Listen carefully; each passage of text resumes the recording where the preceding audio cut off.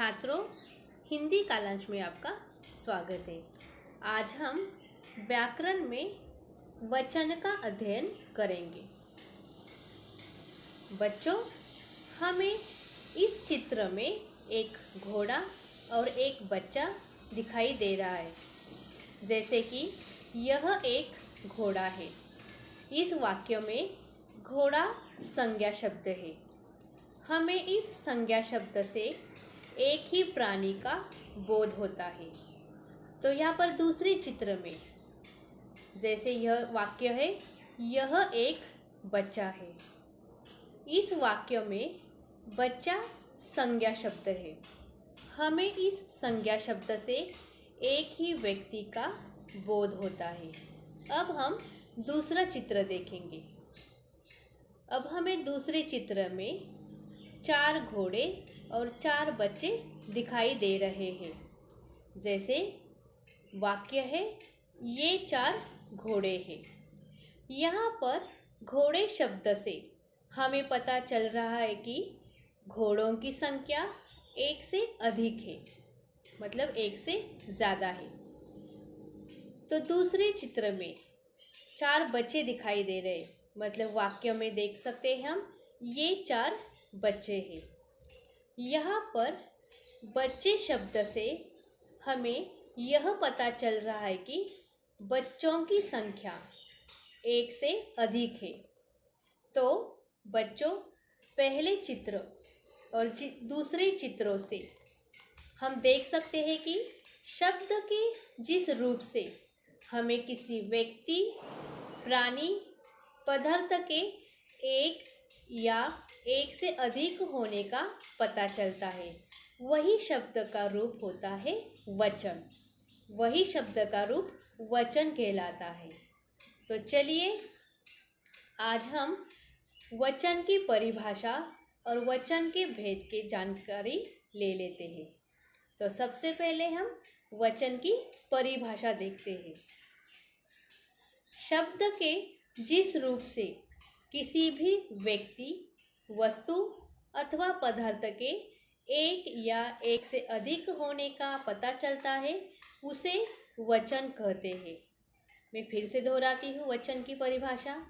शब्द के जिस रूप से किसी भी व्यक्ति, वस्तु अथवा पदार्थ के एक या एक से अधिक होने का पता चलता है, उसे हम वचन कहते हैं। वचन के 2 भेद हैं। पहला है एक वचन और दूसरा है बहुवचन। एक वचन की अब परिभाषा जान लेते हैं। शब्द के जिस रूप से किसी भी व्यक्ति, वस्तु, प्राणी आदि के एक होने का पता चलता है, उसे एक वचन कहते हैं। शब्द के जिस रूप से किसी भी व्यक्ति हो, वस्तु या प्राणी हो, उनका एक होने का पता चलता है, उसे हम एक वचन कहते हैं। जैसे कि किताब, लड़का, डिब्बा आदि। यहाँ पर दूसरा है बहुवचन। परिभाषा देखते हैं। शब्द के जिस रूप से किसी भी व्यक्ति, वस्तु, प्राणी आदि के एक से अधिक यानी कि अनेक होने का पता चलता है, उसे बहुवचन कहते हैं। देखिए, मैं फिर से दोहराती हूँ। शब्द के जिस रूप से किसी भी व्यक्ति, वस्तु या प्राणी उनका एक से अधिक मतलब अनेक होने का पता चलता है, उसे हम बहुवचन कहते हैं। जैसे किताबें, लड़के, डिब्बे आदि। यहाँ पर एक से अनेक किताबें हैं। लड़के भी यहाँ पर एक से अधिक है, इसीलिए किताबें, लड़के, डिब्बे यह बहुवचन है। वचन परिवर्तन के नियम। अभी एक वचन से बहुवचन करते समय कौन से नियम हैं, तो हम अभी जान लेते हैं। यहाँ पर पहला है ए प्रत्यय जोड़कर। जैसे पुल्लिंग आकारांत शब्दों में आ की जगह पर ए प्रत्यय जोड़कर एक वचन से बहुवचन बनाया जाता है। यहाँ पर पुल्लिंग आकारांत शब्दों में आ की जगह पर यहाँ पर ए प्रत्यय जोड़कर हम एक वचन से बहुवचन बना सकते हैं। जैसे कि लड़का का, यह क्या है, आकारांत पुल्लिंग शब्द है, तो उसे हम ए प्रत्यय जोड़कर उसका बहुवचन बनाएंगे। जैसे कि यहाँ पर लड़का में ए प्रत्यय जोड़कर नया बहुवचन शब्द बन गया लड़के। यहाँ पर एक प्रत्यय आएगा, तभी यहाँ पर आकारांत पुल्लिंग शब्दों का एक वचन से बहुवचन में परिवर्तन हो जाएगा। दूसरा यहाँ पर छाता, ए प्रत्यय जोड़कर छाते बहुवचन शब्द बना। यहाँ पर तीसरा उदाहरण है कपड़ा, ए प्रत्यय जोड़कर यहाँ पर बहुवचन रूप आ गया कपड़े। जैसे लड़का, लड़के, छाता, छाते, कपड़ा, कपड़े। इस तरह से हम पुल्लिंग आकारांत शब्दों में आ की जगह पर ए प्रत्यय जोड़कर एक वचन से बहुवचन बना सकते हैं। अभी यहाँ पर दूसरा है ए प्रत्यय जोड़कर। यहाँ पर बताया है अकारांत स्त्रीलिंग शब्दों में अ की जगह पर ए प्रत्यय जोड़कर एक वचन से बहुवचन बनाया जाता है। देखिए यहाँ पर अकारांत स्त्रीलिंग शब्द है और वहाँ पर स्त्रीलिंग शब्द में, अकारांत स्त्रीलिंग शब्दों में अ की जगह पर हम एम प्रत्यय जोड़कर एक वचन से बहुवचन बनाएंगे। जैसे यहाँ पर बात, और यहाँ पर एम प्रत्यय जोड़कर बहुवचन रूप बन गया बातें। यहाँ पर दूसरा उदाहरण है रात, ए प्रत्यय जोड़ा फिर बहुवचन रूप बना रातें।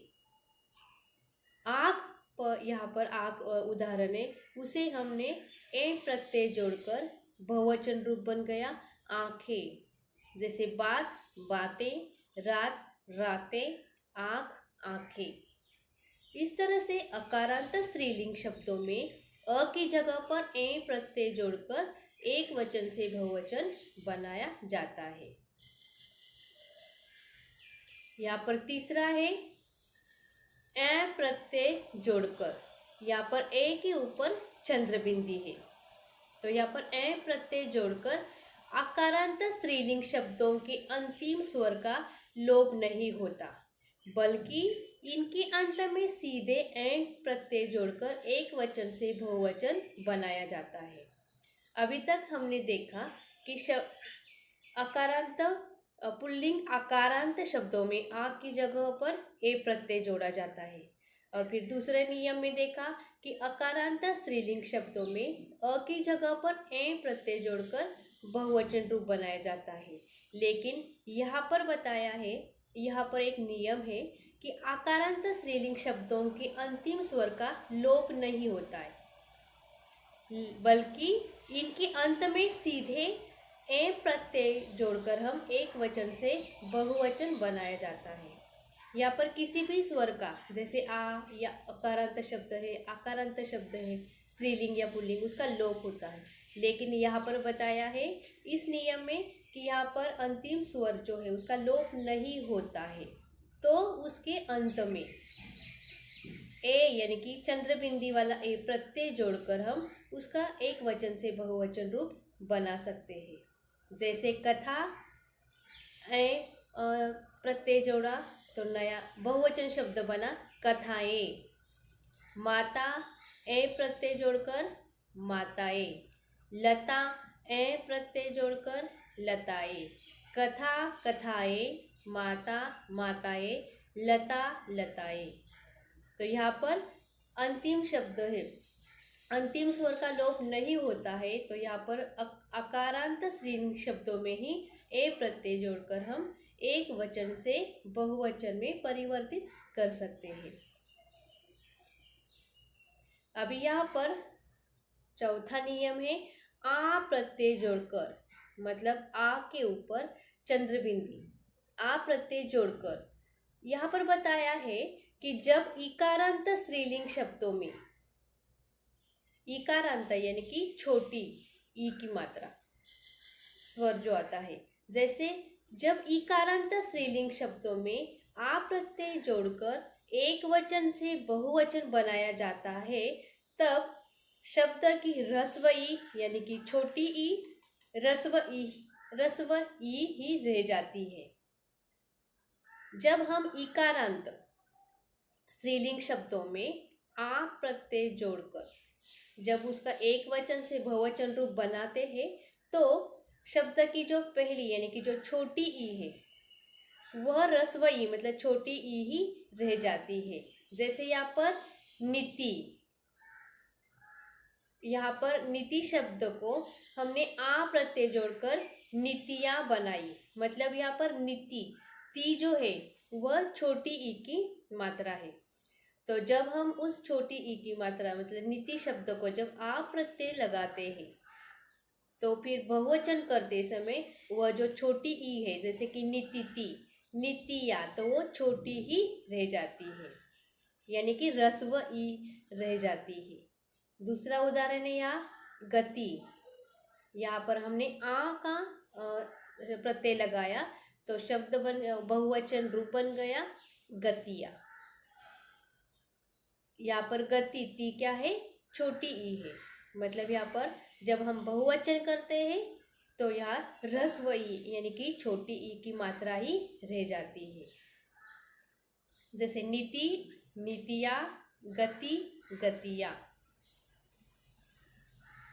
अभी यहाँ पर पांचवा नियम है कि आ प्रत्यय जोड़कर, हमने अभी देखा कि आ प्रत्यय जोड़कर इकारांत यानी कि छोटी ई की मात्रा, जब इकारांत स्त्रीलिंग शब्दों में हम आ प्रत्यय जोड़ते हैं तो एक वचन से बहुवचन जब हम रूप बनाते हैं तब ह्रस्व ई है वह ह्रस्व ही रह जाती है। लेकिन यहाँ पर यह नियम अलग है जब हम आ प्रत्यय लगाते हैं तब, क्योंकि यहाँ पर बताया है जब इकारांत यानी कि बड़ी ई इकारांत स्त्रीलिंग शब्दों में आ प्रत्यय जोड़कर एक वचन से बहुवचन बनाया जाता है, तब शब्द की अंतिम दीर्घ ई यानी कि बड़ी ई ह्रस्व ई में बदल जाती है।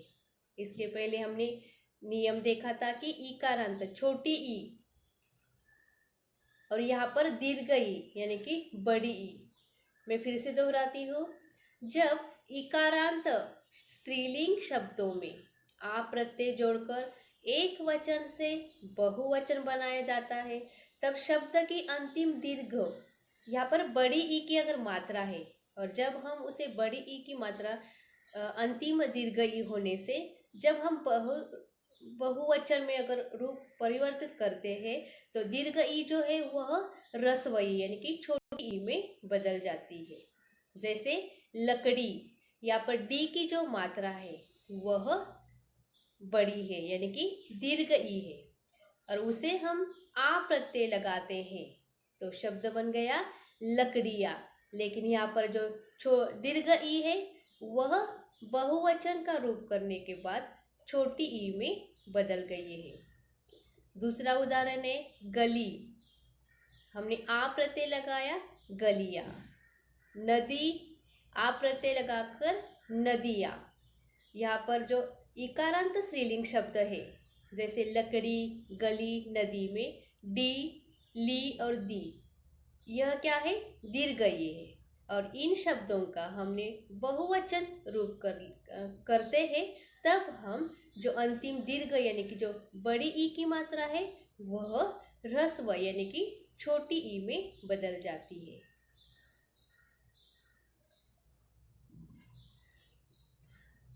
बच्चों, कुछ ऐसे शब्द भी है जैसे कुछ शब्द हमेशा बहुवचन रूप में ही प्रयुक्त होते हैं, उनके एक वचन रूप होते ही नहीं है। मतलब कुछ शब्द हमेशा बहुवचन रूप में ही प्रयुक्त होते हैं, उनके एक वचन रूप नहीं होते। जैसे ये शब्द है आंसू, समाचार, बाल, प्राण आदि। यह जो शब्द है आंसू, समाचार, बाल, प्राण, यह शब्द हमेशा बहुवचन रूप में ही प्रयुक्त होते हैं, हम इस्तेमाल कर सकते हैं, उसका एक वचन रूप होता ही नहीं। वैसे ही कुछ शब्द हमेशा एक वचन रूप में ही प्रयुक्त होते हैं, उनके बहुवचन रूप होते नहीं, जैसे कि आग, पानी, हवा, डर आदि। कुछ शब्द हमेशा एक वचन रूप में प्रयुक्त होते हैं और उनके कभी बहुवचन होते नहीं रूप, जैसे यहाँ पर उदाहरण बताया है, आग, पानी, हवा, डर आदि। तो बच्चों, इस वचन बदलिए यह जो प्रश्न है, अभी हम देख लेते हैं कि वचन एक वचन से बहुवचन किस तरह के रूप में आते हैं। जैसे हमने अभी नियमों के अनुसार हमने देखा कि एक वचन से बहुवचन कैसे करना है। तो अभी हम प्रश्न देखते हैं। पहला यहाँ पर उदाहरण है जूता। जूता एक वचन है तो बहुवचन में आएगा जूते। तारा, तारे। किताब, किताबें। रात, रातें। सभा, सभाएं। कुर्सी, कुर्सियाँ। विधि, विधियाँ। बूढ़ा, बूढ़े। थैला, थैले। और यहाँ पर नज़र, नजरें। तो यहाँ पर एक वचन जो उदाहरण जो शब्द है उसे हम बहुवचन में किस तरह से करते हैं, उनके लिए नियम है, जिस तरह से प्रत्यय लगाना पड़ता है, आकारांत, इकारांत, स्त्रीलिंग शब्द, पुल्लिंग शब्दों को, यह हमने अभी जान लिया।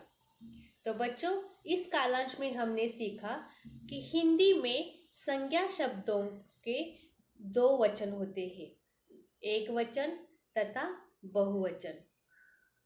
वचन परिवर्तन के लिए संज्ञा शब्दों के लिंग की जानकारी होना जरूरी है। आकारांत शब्दों में बहुवचन बनाने के लिए ए प्रत्यय जोड़ा जाता है। स्त्रीलिंग शब्दों में बहुवचन बनाने के लिए भी नियम है, जैसे हमने अभी देखा छोटा ई और बड़ी ई, ईकारांत तथा ईयांत शब्दों के बहुवचन को आ प्रत्यय जोड़कर बनाए जाते हैं और अन्य स्त्रीलिंग शब्दों के बहुवचन में ए प्रत्यय जोड़कर बहुवचन शब्द बनाए जाते हैं। तो बच्चों, इस कालांश में हमने वचन की परिभाषा, वचन के भेद और एक वचन से बहुवचन किस तरह से रूप हम बहुवचन में परिवर्तन करते हैं, यह सब हमने जानकारी ली। तो मुझे आशा है जो मैंने आपको सिखाया वचन के बारे में वह आपको अच्छे से समझ आया होगा। धन्यवाद।